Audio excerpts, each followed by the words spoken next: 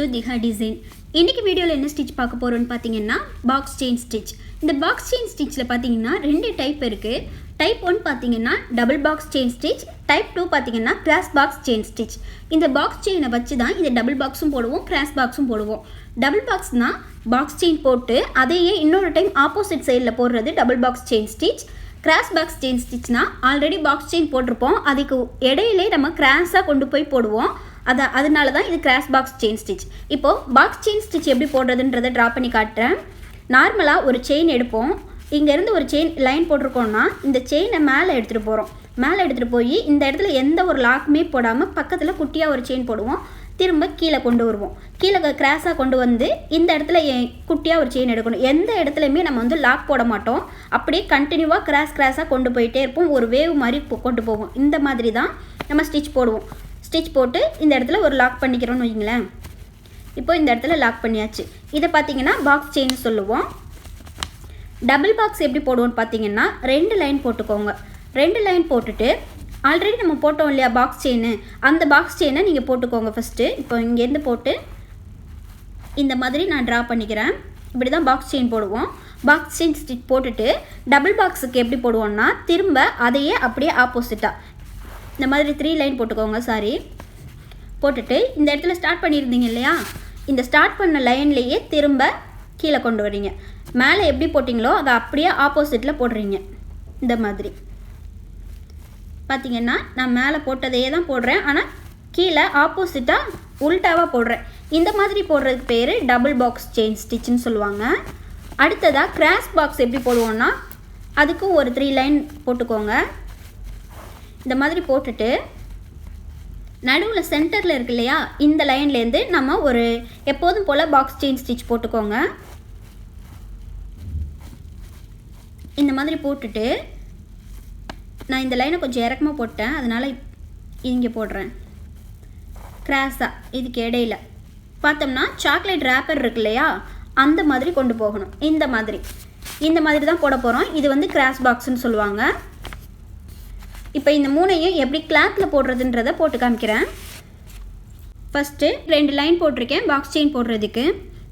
நம்ம இப்போ கீழே இருக்கிற லைன்லேருந்து மேலே போய் நம்ம டச் பண்ண போகிறோம். இப்போது ஸ்டார்டிங் பாயிண்ட்லேருந்து ஒரு செயின் எடுக்கிறேன். எடுத்துகிட்டு மேலே கிராஸாக கொண்டு போகணும், ஸ்ட்ரைட்டாக போயிடக்கூடாது. நீங்கள் ஃபஸ்ட்டு பிகினராக இருக்கிறனால என்ன பண்ணுறீங்கன்னா அங்கங்கே டாட் வச்சுக்கோங்க. எந்த இடத்துலலாம் நம்ம மேலே கொண்டு போகிறோங்கிறத டாட் வச்சுக்கோங்க.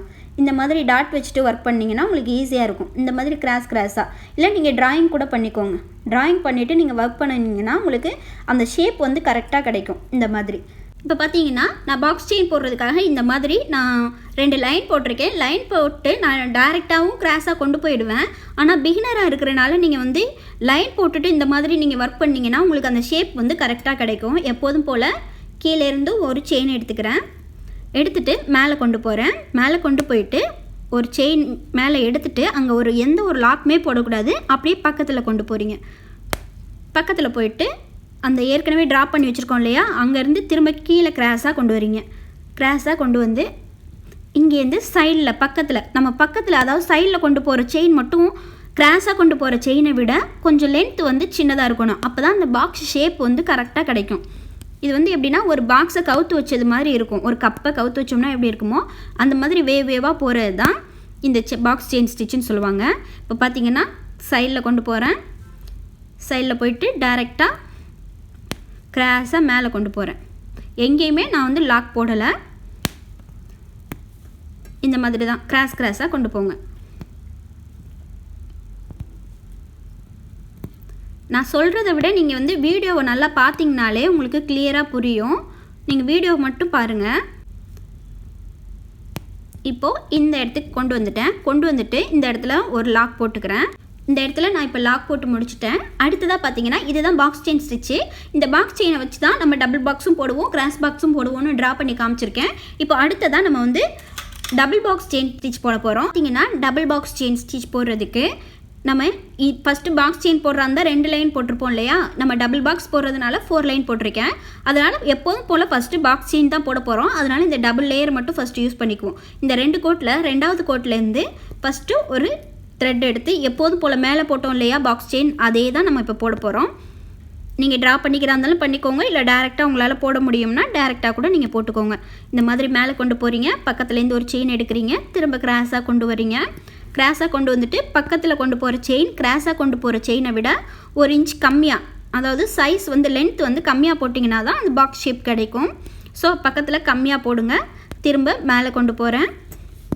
மேலே கொண்டு போயிட்டு சைடில் போகிற செயின் சின்னதாக போட்டு திரும்ப கிராஸாக கொண்டு வரேன். திரும்ப பக்கத்தில் போகிறேன், மேலே போகிறேன். இப்போ மேலே போயிட்டேன், திரும்பவும் சைடில் கொண்டு போகிறேன். நீங்கள் கவனித்து பார்த்தீங்கன்னா தெரியும், நான் எந்த இடத்துலையுமே லாக் போடவே இல்லை. கண்டினியூவாக செயின் தான் கிராஸாக கொண்டு போய் போட்டுட்ருக்கேன். கீழே போகிறேன், திரும்ப கிராஸாக மேலே போகிறேன், திரும்ப கிராஸாக சைடில் போயிட்டு கிராஸாக திரும்ப கீழே கொண்டு வருவேன். இதே தான் கண்டினியூ பண்ணிகிட்ருக்கேன். நீங்களும் இதே மாதிரி போடுங்க. போட்டுட்டு திரும்ப டபுள் பாக்ஸ் போடையில் எந்த மாதிரி போடுறன்றதையும் கவனிங்க.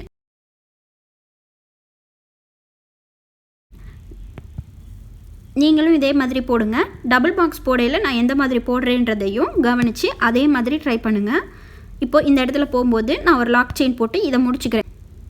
இதை ஃபினிஷ் பண்ணி முடிச்சுட்டு தான் அடுத்த பாக்ஸ் போடணும். இதை கண்டினியூ பண்ணிகிட்டே போட முடியாது, அதனால் இங்கே வந்து லாக் போட்டு முடிச்சிட்டேன். இப்போது நம்ம இந்த சென்டர்லேருந்து ஸ்டார்ட் பண்ணியிருந்தோம்னா இந்த 4th லைன் யூஸ் பண்ணியிருக்கலாம். நான் கொஞ்சம் சின்ன லைன்லேயே போட்டுட்டேன். இப்போ நம்ம 2nd லைன்லேருந்தே கண்டினியூ பண்ணுவோம். அப்போ தான் அந்த டபுள் பாக்ஸ் கரெக்டாக கிடைக்கும். அதனால் நான் 3 லைன் மட்டும் யூஸ் பண்ணிக்கிறேன். இப்போ பார்த்தீங்கன்னா 3rd லைனுக்கு வந்துட்டேன். 3rd லைனில் ஒரு செயின் போட்டு அப்படியே பக்கத்தில் கொண்டு போகிறேன். முதல்ல மேலேருந்து கீழே கொண்டு போய் கீழேருந்து மேலே போனோம். இப்போ மேலேருந்து கீழே வர்றோம், அவ்வளோதான். இந்த இடத்துல வர்றது அதுக்கு பக்கத்துலேயே போடணும், ஆனால் அது மேலே போட்டுறக்கூடாது. பார்த்திங்கன்னா இந்த மாதிரி பக்கத்தில் போடுங்க. போட்டுட்டு கிராஸாக கொண்டு வந்துட்டு அதே பாக்ஸ் செயின் தான், ஆனால் இப்போ ஆப்போசிட் சைடில் போடுறோம்.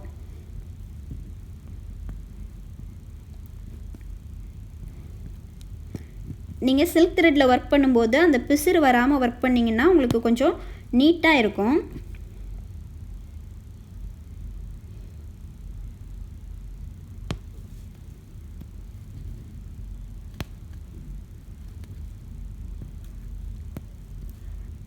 இந்த டிசைன்லாம் போட்டு பாருங்கள். இந்த டிசைன்லாம் எதுக்காக போடுறோன்னா நம்ம வந்து ப்ராக்டிஸ், அதாவது த்ரெட்டை நம்ம எந்த அளவுக்கு ஹேண்டில் பண்ண கற்றுக்குறோங்கிறதும் இருக்குது, இன்னொன்று நீடில் எந்த அளவுக்கு ரொட்டேட் பண்ணுறோங்கிறதும் இருக்குது. இது ரெண்டையுமே தெரிஞ்சுக்கிறதுக்காக தான் இந்த மாதிரி ஸ்டிச்செல்லாம் நம்ம ப்ராக்டிஸ் பண்ணுறது. இதெல்லாம் பண்ணிங்கன்னா தான் உங்களுக்கு ஸ்பீடும் இன்க்ரீஸ் ஆகும். அதனால் இதெல்லாம் ஸ்கிப் பண்ணாமல் முதல்ல நீங்கள் ப்ராக்டிஸ் பண்ணி பாருங்கள். ப்ராக்டிஸ் பண்ணி பார்த்துட்டு ஏதாவது டவுட் இருந்துச்சுன்னா நீங்கள் வாட்ஸ்அப் நம்பரில் காண்டாக்ட் பண்ணலாம். அப்படி இல்லைன்னா நீங்கள் கமெண்ட் செக்ஷன்லேயே உங்களோட டவுட்டை கேட்கலாம். கண்டிப்பாக நான் உங்களுக்கு ரிப்ளை பண்ணுவேன். நீங்கள் நம்மளோட வாட்ஸ்அப் குரூப்பில் ஜாயின் பண்ணணுன்னா மேலே ஸ்க்ரீனில் தெரிகிற வாட்ஸ்அப் நம்பருக்கு காண்டாக்ட் பண்ணுங்கள். இப்போ இங்கனுக்குள்ளே எண்ணாட் போட்டு முடிச்சிட்டேன். பார்த்தீங்கன்னா இந்த மாதிரி தான் பாக்ஸ் வரணும். பார்த்தீங்கன்னா அழகாக தெரியுதா? நம்ம இதை 4 லைனில் யூஸ் பண்ணோம்னா இன்னும் கொஞ்சம் ப்ராடாக அகலமாக வரும். அது எப்படி யூஸ் பண்ணணும்னா இந்த இடத்துலேருந்து ஸ்டார்ட் பண்ணணும். அதாவது 3rd லைனுக்கும் 2nd லைனுக்கும் சென்டரில் வச்சு ஸ்டார்ட் பண்ணிங்கன்னா கொஞ்சம் அகலமாக வரும். நம்ம எந்த அளவுக்கு லைனை வந்து இன்க்ரீஸ் பண்ணுறோமோ அந்தளவுக்கு இது வந்து அழகாக பெருசாக வரும். இப்போ பார்த்தீங்கன்னா நெக்ஸ்ட் வந்து கிராஸ் பாக்ஸ் செயின் ஸ்டிச் பார்க்க போகிறோம். கிராஸ் பாக்ஸ் செயின் போட போகிறோம். அதுக்கு இந்த மாதிரி பெருசாக 2 லைன் போட்டுக்கிறேன். Number 1, number 2ன்னு.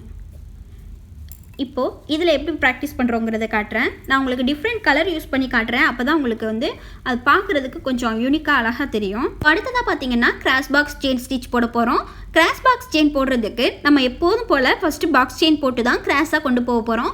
அதனால் நான் நார்மலாக போடுற மாதிரி பாக்ஸ் செயின் ஸ்டிச்சே கீழே போட போகிறேன். இப்போ 2nd லைன்லேருந்து 1st லைனுக்கு கொண்டு போகிறோம். கொண்டு போயிட்டு நார்மலாக மேலே போட்டோம் இல்லையா, அதே பாக்ஸ் செயினை தான் கீழே போட போகிறோம். சைடில் கொண்டு போகிறேன், திரும்ப கிராஸாக கொண்டு வரேன். திரும்ப கிராஸாக வந்துட்டு மேலே கொண்டு போகிறோம். மேலே கிராஸாக போயிட்டு திரும்ப பக்கத்தில் போடுற செயின் கிராஸாக உள்ள செயினை விட கொஞ்சம் சின்னதாக போட்டுட்டு திரும்ப கீழே கொண்டு வரேன். கிராஸாக திரும்ப பக்கத்தில் போயிட்டோம். திரும்ப மேலே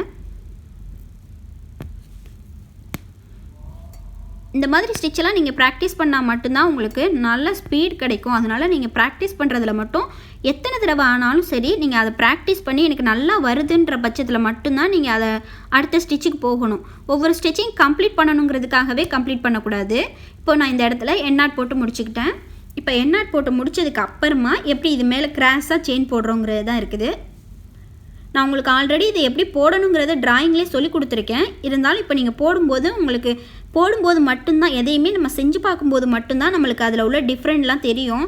பார்த்தா மட்டும் எந்த ஸ்டிச்சையுமே போட்டுற முடியாது. பார்க்கும்போது ஈஸியாக தெரிகிற எந்த ஸ்டிச்சுமே வந்து ஸ்டிச் பண்ணும்போது கொஞ்சம் கஷ்டமாக இருக்கும். அதனால தான் சொல்கிறது, ப்ராக்டிஸ் பண்ணி பாருங்கன்னு. இப்போது நம்ம செகண்ட் லைன்லேருந்து மேலே போனோம். இப்போ ஃபஸ்ட் லைன்லேருந்து செகண்ட் லைனுக்கு கீழே வர போகிறோம்.